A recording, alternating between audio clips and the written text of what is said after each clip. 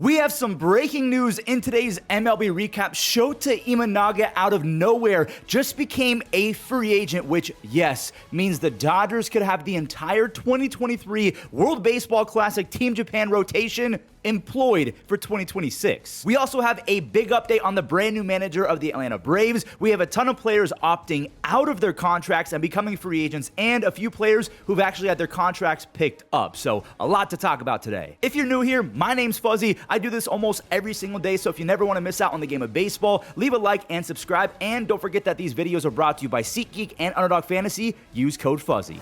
So before we get into the breaking news about Shota Imanaga, we have to talk about the 2025 World Series, because a lot of people have been saying that the Dodgers are ruining the game of baseball. Viewership has almost never been better. Game 7 averaged about 25 million people. It peaked at 31 million. The World Series has crushed, absolutely crushed the NBA Finals over the last few years. The pitch clock, the new rules, it's made the game of baseball so much more engaging. So I have to ask you guys, is MLB back in the passenger seat? We're not going to dethrone football anytime soon, but for years, it was NFL and NBA as the top dogs. It seems like the new style of NBA and older players saying that they had to work for it, and that the younger players, they get rich from NIL deals. It kind of ruins the drive and kind of like the feel of modern day basketball. What do you guys make of these numbers? Do you think that MLB is back at the number 2 spot? What do you think? Staying with some World Series talk super quick, I just want to show some snippets of the parade. The Dodgers are having a grand time, and I do want to show some clips from Ohtani and Yamamoto. A lot of you guys have never heard these guys speak English, so I felt like it was a good time to really showcase that these guys, they use interpreters just like Ichiro, not because they can't speak English, but because they don't want to get misconstrued or misinterpreted. I mean, full pun intended. So here you go. Here's some snippets of the parade and Ohtani and Yamamoto talking to Dodgers fans. I thought it was pretty cool. Oh, hello. I want to say that I'm so proud of this team. You guys are the greatest fans in the world. I'm ready to get another ring next year. Let's go. Thank you, my teammates, my coaches, our amazing staff, and all the fans. We did it together. I love the Dodgers. I love Los Angeles. Arigato. The Atlanta Braves have found themselves a brand new manager. 14-year vet, former shortstop Walt Weiss. He was the bench coach for Brian Snitker over the last few years. He's the brand new manager. He gets the job. If that name sounds familiar, it's probably because you're a Rockies fan. I had no idea that Walt Weiss was the literal manager of the Rockies from 2013 to 2016. That memory has just been scrubbed from my brain. I honestly had no idea, but back in the day, Walt Weiss, again, he was a glove-first shortstop. He had years of being Ozzie Smith, and then he had years of being Ahmed Rosario. It was really weird. He went from being awesome to stinky, but he gets the job. What do you guys think about the Braves heading into 2026? And one more small update before we get into all of the contract talk. So we have 9 first-time Gold Glovers. I want you guys to let me know who were the biggest snubs at any position. So we have Dylan Dingler. He picks up his first. Obviously, he wins at catcher in the American League. He's followed by Ty France. He picks up his first Gold Glove, the first base spot in the American League. Marcus Semien, he wins his second at second base. Maikel Garcia, he's going to win a few Gold Gloves in my opinion. He is so good, and he broke out offensively. He wins his first Gold Glove. Bobby Witt Jr., who was one of the worst defensive shortstops in his cup of coffee debut season, is now a winner of back-to-back Gold Gloves. Steven Kwan, and this guy is a magician out there. He wins the left field spot. He has won 4 consecutive Gold Gloves. Cedar Rafaela, just like Maikel Garcia, he's going to win a bunch of Gold Gloves. He picks up his first. His right fielder, Willie Abreu, his teammate, wins his second. Again, another back-to-back winner. Mauricio Dubon, he has 2 Gold Gloves. He wins it out of the utility spot. And Max Fried, just like Steven Kwan, he has 4 as well.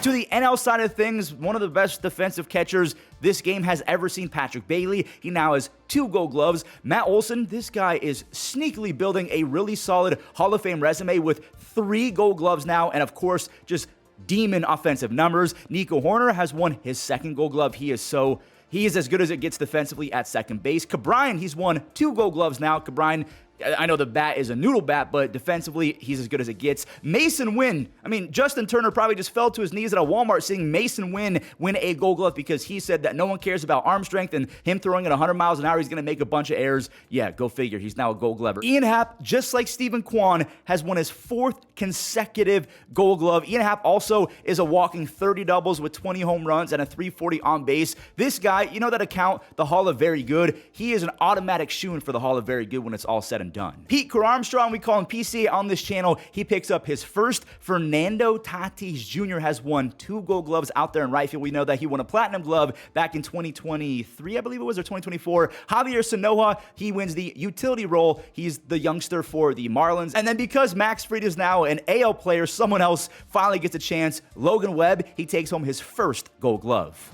The White Sox did what we all expected them to do after they chose to not trade Luis Robert Jr. last year. They just picked up his $20 million option. And remember, Luis just turned 28 years old, so it's not like he's a broken down dinosaur or anything like that. He still is one of the best in baseball with speed, defense. He just can't stay healthy enough to reach that 38 home run plateau that he had back in 2023. But again, the White Sox pick up his option, most likely because they're going to trade him sometime this year if, fingers crossed, he keeps up the momentum that he built in the second half last year. The Brewers also picked up a player option. They're bringing back Freddie Peralta at only $8 million, but again, expect both Luis Robert Jr. and Freddie Peralta to get moved at some point, whether it's this offseason or sometime during the regular season next year. This is Fuzzy from the future. I had to go back and add this before I uploaded today's video because we have some more breaking news about the Brewers. So they picked up the option on Freddie Peralta. They just rejected the option on Rhys Hoskins. Rhys, he just has not been able to stay healthy as a Brewer. He had 12 home runs and an almost 335 on base in 90 games last year. The defense was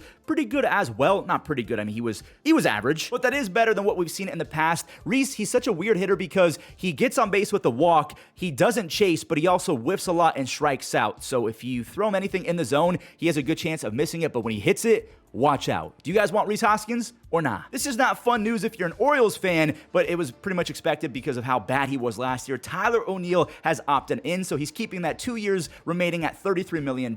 He hit under 200. It was close. He hit 199, so below the Mendoza line. I'm praying for a bounce back because I love when Tyler O'Neill is healthy and balling out. One more Orioles update. Jorge Mateo, who was the best player in baseball to begin 2023. Like month 1, Jorge Mateo was insane. He hit 350 with 6 home runs and 10 stolen bases with disgusting defense the year before. He has crazy tools, but he just strikes out way too much. He also does not take walks, but he's a little bit better against lefties. Would you want a flyer on Jorge Mateo? I think he's going to be 31 years old. Thairo Estrada is now a free agent. He had his $7 million option rejected by the Rockies. If you're getting dropped by the Rockies, I mean, not too long ago, Thairo Estrada, he was a walking 40 extra base hits with 20 plus stolen bases and insane defense. I mean, honestly, he was one of the best defenders at second base. Then in 2025, wrist injuries with thumb injuries, hamstring stuff. Would you take a flyer on him? And last but not least, AJ Minter and Lourdes Gurriel Jr., they picked up their options. Minter for $11 million with the Mets and Lourdes $13 million with the Diamondbacks. If you're a Mets or Diamondbacks fan, are you happy with those, or do you wish that they would have opted out and you guys can save some money? Wow, it actually happened. Ha-Seong Kim opted out. I really thought that even with a amazing last few games with the Braves, I thought that he didn't do enough to really give himself the confidence to opt out of his contract. He's doing it. So Ha-Seong Kim, who had insane season with the Padres, both on the bases and on defense. He's not the biggest power threat. I think 17 home runs was his career high, but he's 30 years old. He, again, went crazy with the Braves, so he feels like in that short stint, he did enough to earn back the trust of other big league clubs and the fact that they can also be in on the Ha-Seong Kim sweepstakes. Where do you think he's going? Alex Bregman, he was a monster. He was going to get MVP votes if he stayed healthy. He doesn't chase. He doesn't whiff. He doesn't strike out. He takes his walks. He plays really good defense. At 31 years old, it's not like he's going to be getting $45 to $50 million a year. I feel like his new restructured contract is going to be in the high 30s. He's good. Where do you think he's going? He just opted out. Same with Cody Bellinger. He went crazy last year with amazing defense. He had 7 outs above average. Just like Bregman, he doesn't strike out. He doesn't take the walks of Alex Bregman, but Bellinger's coming off 29 home runs, an almost 340 on base with 13 stolen bases. Really good defense. He's 30 years old right now. I hope that he stays in pinstripes. It just kind of makes sense. We have 2 Padres opting out at the exact same time. Michael King, we know he can be disgusting when he's right, whether it's as a reliever or as a starting pitcher. I really like his stuff as a starting pitcher. That sweeper and sinker combination is just otherworldly. He's opting out along with Robert Suarez. It's awesome that they picked up Mason Miller. I know that they had to give up a king's ransom, but if Michael King leaves, maybe they can use Mason Miller as a starter again. I don't know if that's the best decision, but he has thrown a start in MLB where he went 7 innings. Robert Suarez has dominated out the pen over the last few years. He did regress a little bit this year. They've opted out. Do you think that they're going to come back, or do you think they're moving on and that role is going to be filled with a Mason Miller type player? Lucas Giolito, another Red Sox, is opting out. Should have talked about this with Alex Bregman. Lucas Giolito, he bounced back. At 31 years old, again, he bounced back despite the fact that his fastball velocity is down. He doesn't get a lot of chase, whiffs, strikeouts. He also walks a few guys. I don't know. It seemed like a very lucky 2025 campaign, so I'd be a little bit wary of him going forward, but he went from a 4.9 ERA in 2022 to a 4.8, so he got a little bit better, and in 2025 all the way down to a 3.4 ERA. He wasn't as worried about the strikeouts. Maybe that made him a little bit better. His extension is always going to be good because he's 6'6", but yeah, be wary of Lucas Giolito. Brandon Woodruff. This dude, I'm so happy at the fact that he came back with vengeance after his shoulder surgery. I thought the strikeouts might be a problem. They went up. Brandon Woodruff, again, the fastball velocity was really down because he's coming back from a shoulder injury. The strikeouts were insane. He had a 32.3% strikeout rate with a tiny 5.5 walk rate. He had 83 strikeouts in 64 innings with a 3.2 ERA. Again, in 2023, he had a 2.2.